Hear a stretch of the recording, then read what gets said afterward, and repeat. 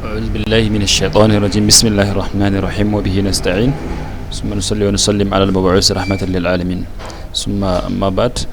wannan shine darasi na farko akan littafin ainihin durusul lugha al-arabiyya lin natiqina bi ghairiha na Dr. Abdulrahim, wanda insha Allah wannan littafi shine zai nuna mana yadda ake ainihin fahimtar abubuwa da aka farko, wanda wannan shine darasi na farko a wannan littafi. malaka cewa ad-darasul awwal haza, idan aka ce haza ana nufin wannan wanda yake kusa namiji. To za mu gani gashi na kawo mana hotunan abubuwa ya yi ishara zuwa gare su, wanda shi haza ana ce masa ismul ishara, suna ne na ainihin nuni ga abin da ke kusa namiji. To haza baitun, wannan gida ne. Haza masjidun, wannan masallaci ne. Haza babun, wannan kofa ce. ɗaya.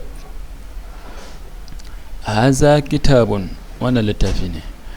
Haza qalamun, wannan alƙalami ne. Haza miftahun, wannan ainihin mabudi ne. To sai ga abin nan a ƙasa, teburi da gado da kujera. malace haza maktabun, wannan teburi ne. Haza sarirun, wannan gado ne. Haza kursi, wannan kujera ce. wannan kenan. sai mu tafi shafi na gaba. shi nan za mu gani malai yake tambaya, akwai abin da ake ce mai istifham, abin da ba shi da hankali ana amfani da ma, sakamakon wanda yake da hankali amfani da man. ina ce meye wannan abin da ba shi da rai, a ce ma haza, ma haza meye wannan. Haza baitun, malai tambaya ce a haza baitun, sai ka ce na'am haza baitun, shin wannan gida ne? Shin wannan gida ne. Ma haza, haza qamisun, meye wannan riga ce. A haza sarir, shin wannan gado ne? La, sai ka ce la haza kursiyun, a'a wannan kujera ce.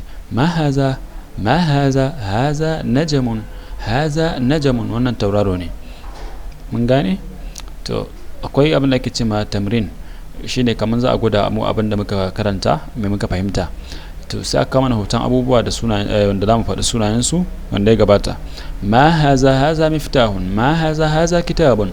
ma haza, haza qalamun. ma haza, haza bab. mun gane. ma haza, haza baitun. ma haza, haza kursi. tamrini na biyu. a haza baitun, shin wannan gida ne? sai ka ce la haza masjid, wannan masallaci ne. a haza miftahun, shin wannan mabudi ne? sai ka ce la haza qalamun, wannan alkalami ne. a haza qamisun, shin wannan riga ce? ka ce na'am haza qamisun. a haza najamun, na'am haza najamun, wannan tauraro ne. mun gane. wannan kenan. tamrini na uku, mana yace iqra waktub, karanta ka rubuta. haza maktabun, haza masjidun, haza qalamun, haza sarirun. ma haza, haza kursiyun. a haza baitun, la haza masjidun. ma haza, haza miftahun. to idan aka tuna a baya mun ce ita man ana amfani da ta ga abin da yake da ainihin rai, sai aka kuma yake da hankali. malai ce mana man haza, man haza waye wannan. haza tabibun, wannan likita ne. man haza, haza waladun, waye wannan yaro ne. man haza, haza talib, wannan talibi ne. a haza walad, shin wannan yaro ne? sai ka ce la haza rajulun, wannan babban mutum ne. mun gane. wannan babban mutum ne. ma haza, haza, a haza tajir, shin wannan ma haza, haza masjid, wannan masallaci ne. man haza, waye wannan. haza tajir, wannan dan kasuwa ne wanda ba kawo hotonsa ba nan. haza kalb, wannan kare ne. haza kalbun, wannan kare ne. a haza kalbun, shin wannan kare ne? la haza qittun, wannan mage ne. haza himar, wannan jaki ne.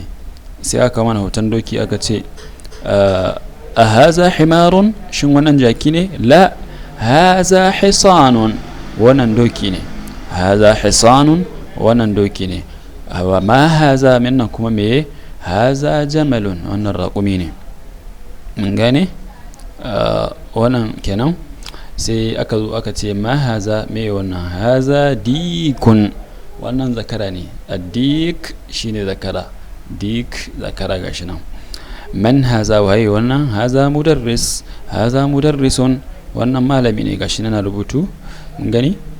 هذا قميص شن wannan riga ne la hadha mindil wannan hankici ne an gane تمرين ما ليتي اقرأ واكتب كرنت كربتا ما هذا قلم هذا كلب من هذا طبيب هذا جمل هذا كلب لا هذا قط هذا ديك نعم هذا حصان لا هذا حمار هذا منديل هذا ولد نعم من هذا رجل وانا كان شافي نشاء daya wanda wannan shine karshen darasi na ainihin farko za mu tsaya anan saboda yanayin lokaci sai mu hada darasi na biyu a wannan littafi mai suna durusul lugha al-arabiyya linatqina bi ghairiha